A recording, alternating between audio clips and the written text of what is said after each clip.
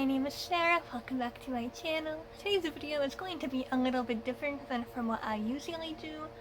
Today I'm going to be doing a discussion video just on my views and opinions and whatnot in regards to asexuality and how that intersects with being a lesbian.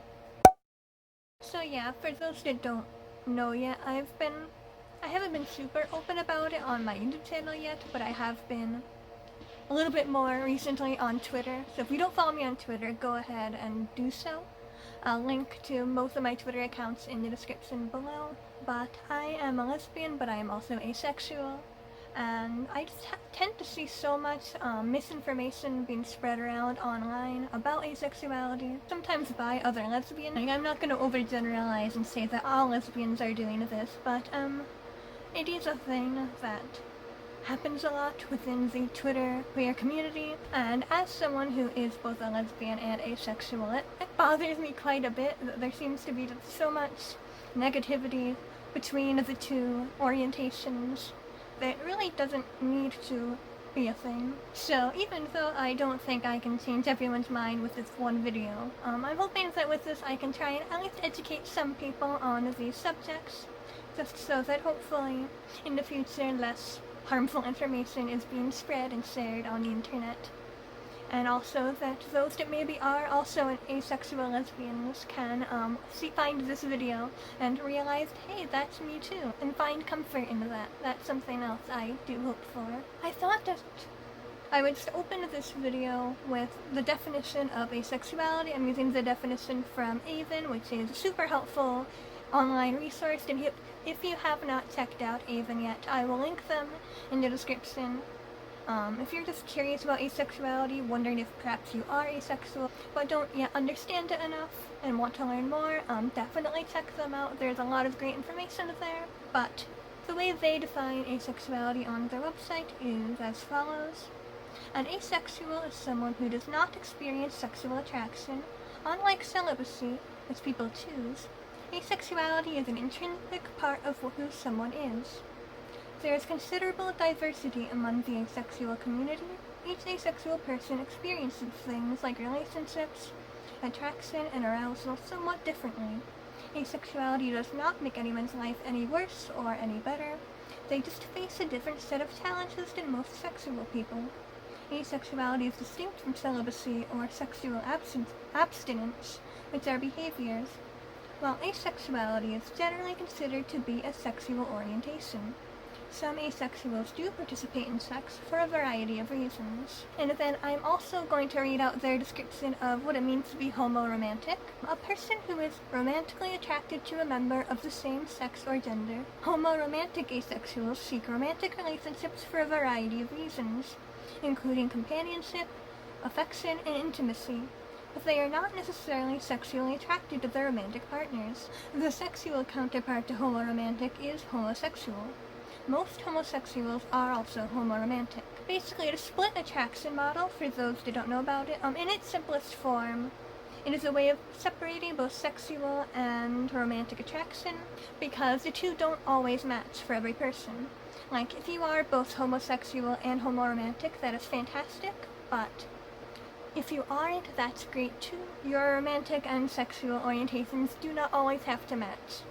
So, for myself, I am a homo-romantic asexual, which means that for me, I identify as an asexual or ace-lesbian. Interestingly enough, I do think that I came to realize that I might be asexual before I realized that I might be a lesbian, but in the end, I did come out publicly as a lesbian first, but I came out to myself as asexual first. I think I just felt like coming out as a lesbian was just easier at the time because I didn't have to explain it as much. Like, I feel like when it comes to asexuality, since so few people seem to understand it and know what it means, being asexual just comes with a lot longer of an explanation, and it can be a little bit uncomfortable to explain, what, you don't want to have sex? What does that mean? And so I didn't really want to come out as asexual at the time, but now, honestly, I just don't care. And so, yeah, I'm ace. Ooh. So now I'm going to go ahead and run through some of the intersections between asexuals and lesbians, because believe it or not, the two identities actually have a lot more in common than you might initially believe. One main thing that I know a lot of lesbians on the internet talk about is compulsory heterosexuality, also known as comphet, just to make it easier to say, because compulsory heterosexuality is ridiculously long and awkward to say. But comphet basically is the idea that everyone must be heterosexual. All marriage must be between one man and one woman, and they must have sex only with each other, and they must produce children. Like, that's, like, the heteronormative ideal of what a romantic relationship should be. And, of course, if you are queer of any identity, you are defying this heteronormative ideal of a relationship. It's very prevalent for a lot of lesbians in particular to experience comphet and just the feeling that they have to be heterosexual and that by being a lesbian there's something wrong with them. So a lot of lesbians will come out as bi before they come out as a lesbian because they're still clinging to attraction to men. So for me as a lesbian, comphet will manifest as having fake crushes on men, particularly male fictional characters and male celebrities, in order to convince myself that I'm not really gay, or I'm only a little bit gay, even though that's not true. I really only want to be in a romantic relationship with another girl. Comphet is not exclusive to lesbians, like what some people on the internet seem to believe. I mean, anyone of any queer identity can experience comphet in different forms, but asexuals experience it too. Some people call it compulsory allosexuality because allosexual is a term for people that do experience sexual attraction, so it's the opposite of asexual. Compulsory heterosexuality and allosexuality are essentially the same thing. It's just the idea that you have to feel sexual attraction, and if you don't, there's something wrong with you. Sex is just something that is so normalized in today's society that the idea that someone might not want to have sex, or just might not feel sexual attraction, or might want to have sex but does not feel sexual attraction, that's just something unnatural and wrong. But I promise you that it isn't. It's perfectly normal and a valid sexual orientation, and anyone that tells you otherwise is wrong and you shouldn't listen to them.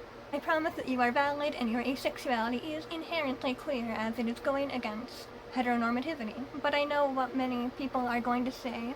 What about those pesky cishet aces who are invading the community and pushing out the lesbians? First of all, asexuals are not replacing lesbians in any scenario. Both identities are valid and should be treated and respected equally. Yes, it sucks that in many cases the lesbian flag is excluded from Pride merchandise and advertising, but just because the ace flag is being included in advertising does not mean the ace flag is there in place of the lesbian flag. Like, both flags deserve to be there, so by saying that we should remove one flag and to add another is not counterproductive. So there is no such thing as a cishet ace. Only people that are not welcome in the LGBTQIA plus community are people that are cisgender, heterosexual, and heteromantic. Like, if you are all three of those things, then you are not queer. Being a heteromantic ace or a heterosexual aromantic, those are inherently queer, as they are still going against the heteronormative ideal of a romantic relationship. If you want to talk about erasure, there are so many published books out there on the LGBTQIA plus community that will say that the A stands for ally. Like, no, the A stands for asexual, aromantic, and agender. It does not stand for ally. Why are you letting actual cishets into the acronym and excluding people that are actually queer? It's nonsensical. Before I get too much into the oppression faced by both lesbians and asexuals, I was doing research on lesbian erasure because I wanted to try and gather up as much information as I could in order to make this video as accurate as possible. But what I was noticing when doing a lot of that research on lesbian erasure was that almost all of the articles I found were written by TERFs, and if you don't know, TERF stands for Trans Exclusionary Radical Feminist. which is not a good thing. So I do want to warn teenage lesbians and just young queer kids in general who are watching this video, please, since I know that most of you get your information from Twitter or Instagram or other social media platforms, just please do your research before making statements about the community online, or agreeing with the statements that are being spread by people with larger social media followings. Just because someone says it on the internet doesn't make it true. You could be spreading something harmful without even realizing it. So please be careful and do your research. I noticed that on Twitter right now, a lot of lesbians are trying to make July Lesbian Pride Month. Even though July is already Disability Pride Month, please don't try and move the conversation away from that. Disability Pride Month is just as important. And I know some people were also trying to create a new lesbian identity that is inclusive only of cis lesbians who use she/her pronouns. My statement regarding this is, of course, trans lesbians are valid, non-binary lesbians are valid, lesbians who use pronouns other than she/her are valid, lesbians who use the split attraction model are valid, and if you disagree with any of that, this channel probably isn't for you, so you can just leave the video now. Bye. One statement that I see thrown around a lot on Twitter is that asexuals are not oppressed enough in order to be considered queer. What is it with the queer community and their obsession with oppression and who is the most oppressed in the community? And if you aren't oppressed, then you don't belong in the community. Like, oppression shouldn't be what determines whether or not you can identify as queer. The thing that really gets me is that a lot of the things that people say to asexuals, it's the same kind of language that is used against other queer people and other lesbians. You are just confused. This goes against nature. Were you abused or traumatized? You're just going through a phase. You just haven't met the right person yet. Having sex, I'll insert, with a man will fix you. Both lesbians and asexuals can be victims of corrective rape. Asexuals are also sent to conversion therapy. Like, this isn't exclusive of asexuals at all. Like, asexuals are going through all of the same things that other queer people are going through. It just might not be talked about as much because it isn't an as recognizable identity. But probably the biggest reason why hate crimes and abuse faced by asexuals isn't as talked about is because asexuality isn't as well known of an identity. Like, a lot of asexuals aren't as open about their sexuality, like, in public.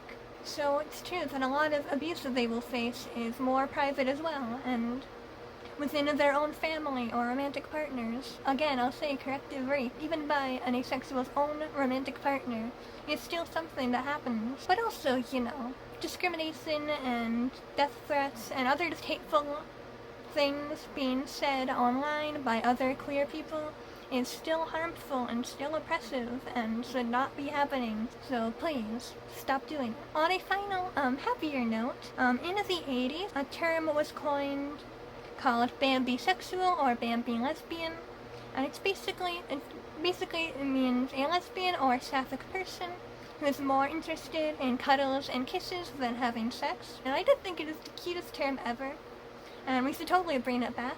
I did see someone on Twitter, I believe, created a Bambi lesbian flag, and it is so cute, so pretty. I love it so much. So yeah, if you enjoyed this video, why not subscribe? I make videos mostly about books, but also about writing and K-pop and some of my other personal interests. I'm going to be uploading a video within the next week or so that is going to include a lot of recommendations for books with asexual characters, so definitely keep an eye out for that. Also, if you have any further questions about any of the things I talked about in this video, feel free to leave questions in the comments below, and I would love to answer them and hopefully elaborate on things. But I'm also going to be including a bunch of links to articles in the description below that also elaborate on some of these topics, so definitely check those out first. So thank you so much for watching this video. I do hope you enjoyed it. If you did, please leave a like, subscribe for more content, and I will see you guys in my next video. Bye bye!